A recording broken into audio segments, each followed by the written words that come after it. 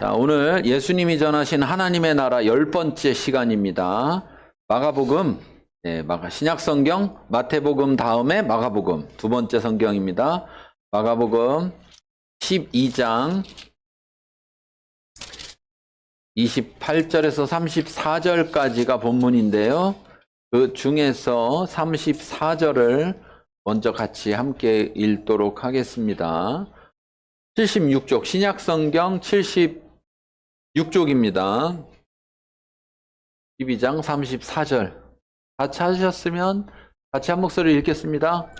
예수께서 그가 지혜 있게 대답함을 보시고 이르시되 내가 하나님의 나라에서 멀지 않도다 하시니 그 후에 감히 묻는 자가 없더라. 네. 아멘. 오늘 이 말씀 속에서 이런 표현을 쓰고 있어요. 하나님의 나라에서 멀지 않다. 멀지 않다. 이 말이 한편으로는 굉장히 긍정적인 말이고 한편으로는 굉장히 소망의 말로 보여질 수 있지만 다른 한편으로 생각해 보면 이 멀지 않다라는 말은 굉장히 낙심되는 말이고 절망적인 말이에요. 왜 그러냐 보면 성경에 있는 내용들을 봤을 때 그래요.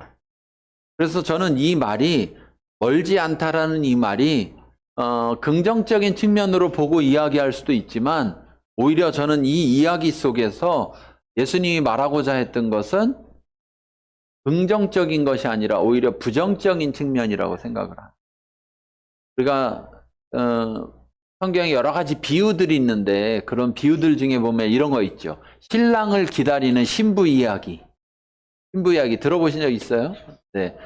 신랑을 기다리는 신부들이 있어요. 10명의 신부들이 신랑이 오기를 이렇게 기다리는데 신랑 오라고 등불을 켜고 이렇게 기다리는 거예요. 근데 등불을 기다리는데 어떤 일이 벌어졌냐면은 등불이 자꾸 꺼져가요. 왜 꺼져가요? 기름이 옛날에 기름으로 불 안 켜보셨어가지고 옛날에는 이렇게 방송에 보면 보이잖아요, 그렇죠? 이렇게 기름에다가 심지 꽂아갖고 이렇게 불해서 등 하는 거죠. 근데 이게 기름 다 될 때까지 안 오는 거예요. 왜 늦는지는 알 수도 없어요, 그렇죠? 지금처럼 무슨 전화가 되는 것도 아니고, 그러니까 언제 도착하는지도 알 수가 없어요. 근데 기다려도 안 되겠어. 이러다가 불 꺼지겠어. 그래갖고 이제 5명은 어떻게 합니까? 기름을 가지러 가요. 근데 나머지 5명은 기름이 넉넉했어요. 그래가지고 생각보다 신랑이 늦게 왔는데 신랑이 딱 와보니 어떻게 됐습니까? 불 들고 기다리는 사람이 있고 가버린 사람이 있는 거예요. 그러니까 어떻게 해요? 그 불 들고 기다리는 사람하고 들어가 버려. 문을 닫아버려. 막 돌아왔어요. 기름 가지고 이제 불 들고 막 탁 와서 탁 보니까 문이 닫혔네. 옆에 같이 있던 사람들도 없어. 그럼 어떻게 해요? 이거 봐요. 문 열어주세요. 문 열어주세요. 저 아까까지 기다렸어요. 좀 전까지 기다렸어요. 거기에 등불을 들고 서 있었다는 것만으로 봤을 때 이제 신랑이 오면 만난다라는 긍정적인 측면이 있고 소망이 있지만 갑자기 그 잠깐의 사이 동안에 문이 닫혀버렸는데 중요한 문제는 문을 열어주지 않더라라는 것입니다. 하나님의 나라는 이와 같다라는 거예요. 하나님의 나라는 이와 같다. 우리가 생각하는 시간에, 우리가 생각하는 조건에, 언제든지, 나만 되어 있으면 언제든지 될 거야 라고 생각할 수 있지만, 그 때가 내 맘대로 정해지는 게 아니기 때문에 그것을 놓치면 어떻게 됩니까? 끝나버린다. 오늘 이 한 사람의, 이 서기관 중에 한 사람이 받는 평가는 굉장히 좋아 보이는 평가입니다. 네가 하나님의 나라에서 멀지 않다. 멀지 않다. 그러니까 그 표현으로는 이제 조금만 더 가면 하나님 나라에 들어갈 수 있겠구나 이렇게 들릴 수 있지만 또 한편으로는 지금 이 상태에 있어서는 하나님 나라에 들어갈 수가 없다는 거예요. 우리가 잘 알고 있는 감리교회 창시자로 알고 있는 웨슬리, 요한 웨슬리 같은 경우에도 웨슬리 형제들이 이제 감리교에 주축이 됐지만 어쨌든 그 요한 웨슬리 같은 경우에도 어려서부터 신앙생활을 했고 부모님이 신앙생활을 했고 그래서 결국 그 신앙생활 속에서 자기가 그리스도인이라고 여겼기 때문에 미국이라는 새로운 대륙에 신대륙에 가서 복음을 전해야 되겠다 해가지고 그곳에 가서 복음을 전합니다. 선교사로서 복음을 전해요. 그런데 실패하고 돌아갑니다. 잘 받아들이지도 않고 여러 가지 병과 여러 가지 어려움 등이 있었어요. 그래서 어떤 면에서는 갈 때는 내가 복음 들고 가서 그 신대륙에 가서 복음을 전하면 사람들이 막 잘 받아들일 거야 라고 생각했지만 실패하고 돌아가는데 또 이게 우리는 태평양만 알지 대서양을 모르는데 그것도 거기는 또 대서양이에요. 아메리카하고 유럽 사이에 있는 거기를 배를 타고 지나가는데 그 옛날이니까 얼마나 배가 지금 같은 배가 아니었을 거 아니에요. 그런데 그 배가 풍랑이 일어서 청이청하는 거죠. 위험한 거고 뱃사람이 아니니까 더더욱이나 두려움에 빠졌을 거예요. 그런데 그때 그 배에서 자기가 두려움 가운데에서 있는데 어디선가 찬송의 소리들이 들려오는 거예요. 그래서 그 찬송의 소리를 찾아 가보다 보니까 배 밑바닥으로 내려가게 됐습니다. 배 밑바닥으로 내려가 보니까 어떤 사람들이 모여 앉아서 함께 찬송을 부르고 있는 거예요. 아니 어떻게 저럴 수 있지? 그들의 모습 속에는 죽음에 대한 두려움이나 공포가 전혀 없어요. 여러분 배하고 비행기하고 어떤 게 더 위험해요? 배가 위험한 거예요. 배가 위험한 거예요. 비행기는요 바다 한가운데로 날아가지 않습니다. 비행기는 우리가 여기서 미국을 가도 태평양을 가로질러서 가지 않습니다. 절대적으로. 왜냐하면 가로질러 가다가 사고가 생기면 내릴 곳이 없어요. 그렇기 때문에 육지 근처로 이렇게 바다로 가지만 육지 근처, 육지로 무슨 일이 생기면 육지로 나갈 수 있는 거리 속으로 이렇게 날아가요. 그 말은 무슨 얘기냐? 바다가 제일 무섭다는 거예요. 왜냐하면 바다에는 아무것도 지지할 데가 없으니까. 그러니까 배를 타고서 우리 그때 세월호 사건도 그렇지만 배를 타고 사고가 일어났을 때 건지는 사람도 어디 디딜 데가 없고, 그렇죠? 그래서 가장 위험한 거예요. 그런데 그런 가운데서 그들은 전혀 두려움이 없이 평안함 가운데 찬송을 부르고 있는 모습을 볼 때 자기 안에 나는 뭘까?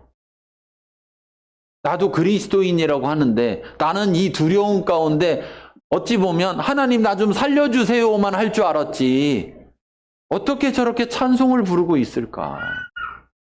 그러한 충격을 받고 돌아갑니다. 그리고 다행히 살아서 돌아가요. 돌아가서 이제 그곳에서 다시금 이제 자기 신앙을 돌이켜 보던 가운데 로마서를 가르치게 됐는데 함께 모여서 공부하게 됐는데 로마서에 대한 써놓은 서문이 있는데 그 서문을 읽다가 오직 의인은 믿음으로 말미암아 살리라 하는 그 말씀을 통해서 진정으로 회심을 하게 됩니다. 그러니까 그 이전에는 왜 그가 그 선교지까지 갔었느냐라고 할 때 그가 가지고 있었던 그 시대의 그 영국의 주류를 이뤘던 신앙의 사상은 뭐냐면 예수님을 믿어야 하는 건 당연한 거지만 선행을 해야 된다. 어떻게 보면 지금 카톨릭과 비슷한 그런 신앙적인 기조를 가지고 있었어요. 그래서 자기 딴에는 뭐 하러 간 거예요? 선행. 선행 중에 제일 좋은 선행은 뭐예요? 사람을 살리는 선행이잖아요. 그러니까 영혼을 살리는 선행을 하기 위해서 갔던 거였는데 자기는 예수 믿는 건 당연히 이미 완성돼 있는 거고 이제 선행만 채우면 된다고 생각했는데 그 뱃속에서 뭘 보게 된 거예요? 내 믿음이 완전하지가.